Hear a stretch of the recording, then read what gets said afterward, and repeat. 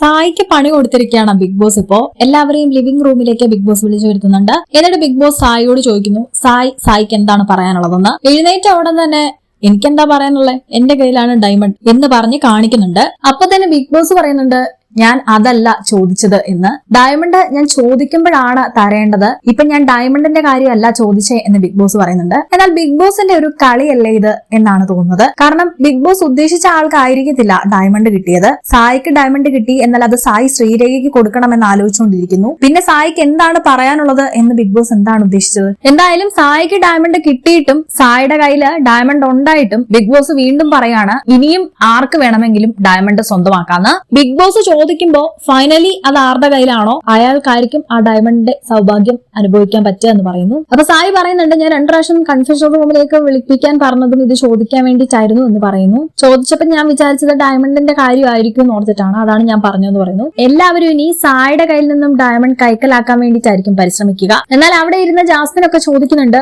എവിടുന്നാ നിനക്ക് ഈ ഡയമണ്ട് കിട്ടിയെന്ന് പറയാൻ. എന്നാൽ അതും സായി പറയുന്നില്ല. എന്നാൽ അർജുന്റെ ഫേസ് ഒരുമാതിരി ഇരിക്കുന്നത് നമുക്ക് കാണാൻ പറ്റുന്നുണ്ട്. അർജുനും സായി ആണ് ഫ്രിഡ്ജിൽ നിന്നും ഡയമണ്ട് നോക്കിയത്. അർജുനാണ് ആദ്യം ഫ്രിഡ്ജ് തിരയാൻ തുടങ്ങിയത്. അർജുന്റെ നിർഭാഗ്യം. എന്തായാലും ഫ്രിഡ്ജിൽ നിന്നാണോ കിട്ടിയത് എന്നൊന്നും സായി പറഞ്ഞിട്ടില്ല. ബിഗ് ബോസ് വിചാരിക്കുന്ന ഒരാൾക്ക് ഡയമണ്ട് കിട്ടാൻ വേണ്ടിയിട്ടായിരിക്കും ഇത് വീണ്ടും വലിച്ചു നീട്ടുകയാണ്.